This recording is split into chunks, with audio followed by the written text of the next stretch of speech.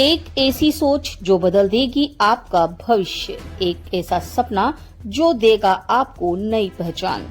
आइए निशान क्लासेस के साथ कीजिए ज्वाइन अपने भविष्य को उज्जवल बनाने के लिए। हौसले की उड़ान हो तो आदमी मुश्किलों की चट्टानों को भी पार कर सकता है और आपके हौसलों को उड़ान देने का काम करेगी निशान क्लासेस। आपके लिए लेकर आई है निशान क्लासेस एक स्कॉलरशिप प्रोग्राम। निशान क्लासेस कोटा लेकर आया है 11th के विद्यार्थियों के लिए स्कॉलरशिप योजना। इसमें कक्षा 10th की मार्कशीट के आधार पर स्कॉलरशिप दी जाएगी एवं 91% वाले बच्चों के लिए 11th और 12th 100% scholarship, it means free of cost पढ़ाया जाएगा।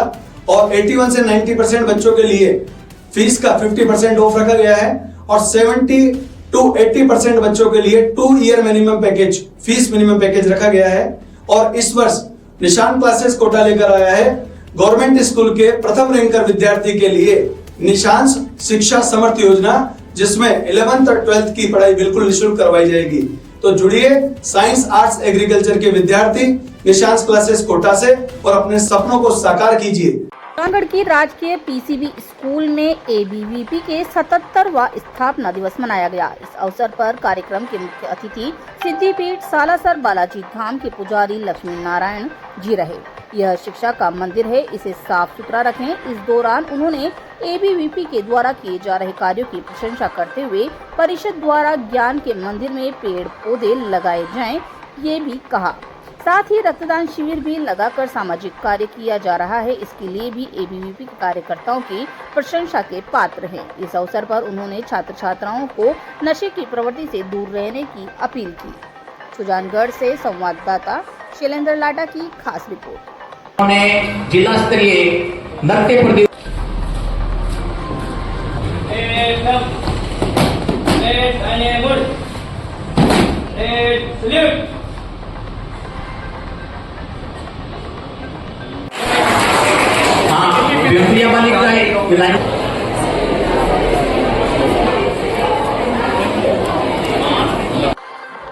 आज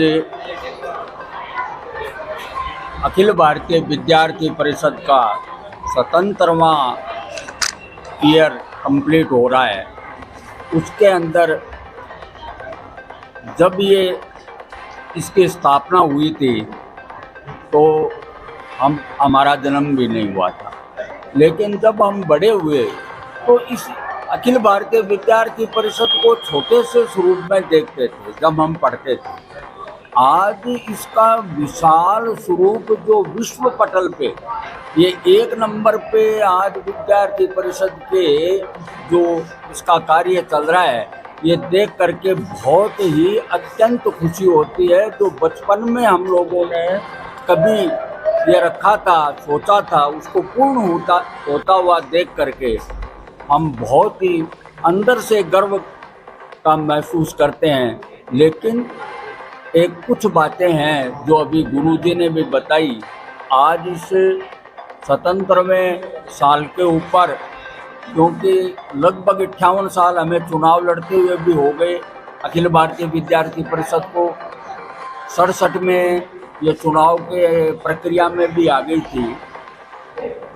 आज हमारे युवा वर्ग में आज हमारे सामने ज़्यादा समस्याएं आ रही हैं और मैं सभी अखिल भारतीय विद्यार्थी परिषद के सभी जो भी छात्र उसके सदस्य हैं या पदाधिकारी, उनसे एक ही प्रार्थना करना चाहूँगा तो विद्यालय में हेल्प डेस्क तो चाहिए, ये तो होना ही चाहिए।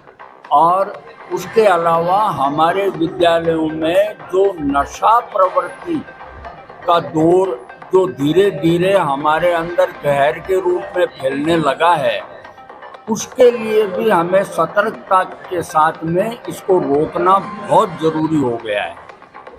दूसरा, अभिभावकगण, बालक, इन दोनों का और गुरुजनों का, इन तीनों का जो एक प्रेम का सामंजस्य होता है, उसमें कहीं न कहीं सिर्फ और सिर्फ एक नंबर का कंपटीशन चल रहा है कि 80% लाए कि 90% लाए, कि तू नहीं लाया, कि कम से आ गए, ये जो भाव है, इससे हमारे बालक बालिकाएं अपने अपने पेरेंट्स के भी ये सखा नहीं बन पा रहे हैं।